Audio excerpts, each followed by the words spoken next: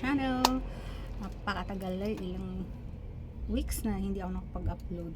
So, today is i-share ko sa inyo yung video ko na nililinis ko yung tindahan ko, guys, kasi magbubukas na ako after how many months, since January 22 nagsara na ako ng tindahan in preparation for my eye cataract operation. So wala na, tapos March na ngayon, so January, February, almost more than a month na hindi ako nakapag tinda. So ngayon, unti-unti ko nang namimili na ako paunti-unti lang, yung hindi mabigat. So nakadalawang araw na akong namili ng paunti-unti. So ngayon, naglilinis ako yung sa taas muna, tapos pababa. So tapos na ako dito, doon na lang. Tapos marami akong mga itatapong mga basyo ng mga ngayon, container, mga na hindi naman ginagamit. So magbabawas tayo dahil kailangan nating magbawas kasi sobrang dami nung nakatago dun sa taas. So hindi ko lang tumaabot yung sa sulok, guys. So samahan niyo ako maglinis ng aking munting sari-sari store ni Ma'am Shi. Ayan. This is a Tita Jo sari-sari store. So yung tubig, meron ko ditong tubig nasa timba. Lagyan ko ng fabric conditioner para mabango yung habang naglinis tayo, mabango yung punas natin. May konting suka, tapos sunrox, pinaghalo, guys, kaya mas lamang yung fabric conditioner. May suka siya, tsaka may sunrox. Yan yung para mabango yung natin, tindahan natin.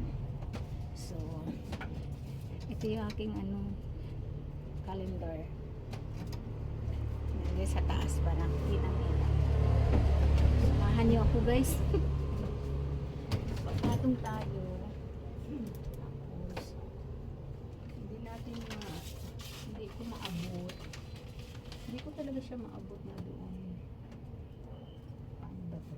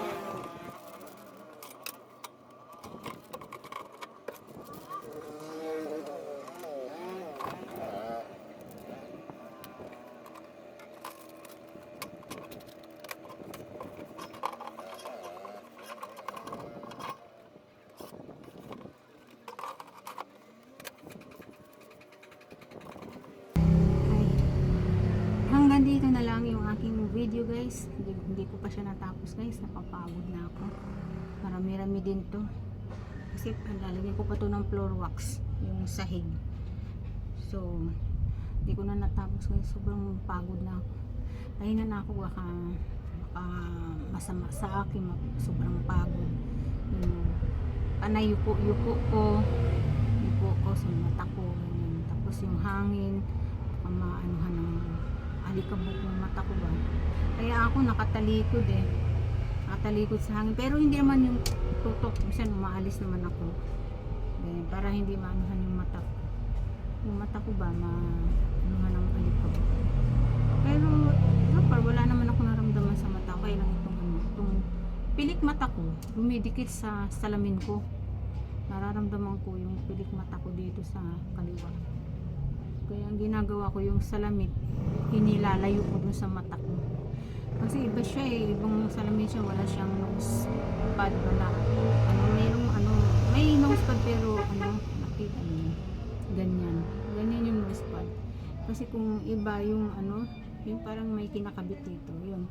Medyo okay yung lumalayo yun sa mata ko. Ito malapit sa mata, dumidikit yung pilik mata ko. Yung dumi ba ng salamin ko dumikit sa pilik mata ko, tapos accidentally mapunta sa mata ko, di-infection na. Huwag naman sana. So hanggang dito na lang guys. Napapagod na ako. Hindi na kaya ng powers ko. Kunti na lang guys. So bandang baba na lang. Kailangan yung kamay ko ang dumi na napunta na sa kuko ko yung dumi. So kailangan ng linisin. Bye! Thank you so much for watching and update ko guys sa buhay ko ngayon. Na ngayon nagsara ako January 22, 2026. Ngayon March 12 na ngayon. Diba ang tagal, mahigit na magdadalawang buwan, no? Mahigit na isang buwan akong sarado. Ang daming nagsasabi sa akin, kailan daw ako magbubukas. Ganun, yung mga suki ko, ang daming layo nila, doon pa sila sa kanto bumibili. Kaya sige na nga, sabi ko. Kasi nanghihinayang din naman ako doon sa iba kong paninda guys, yung school supplies, kung titigilan ko na. Daming nagtatanong, bukas ka na. Thank you so much guys. Mayroon pa ako sa sa March 21, mayroon na naman akong laser dito sa kaliwa, laser cleaning sa mata ko. Tapos na itong kanan, cleaning siya, laser cleaning guys. Tapos sa 21 ito naman kaliwa.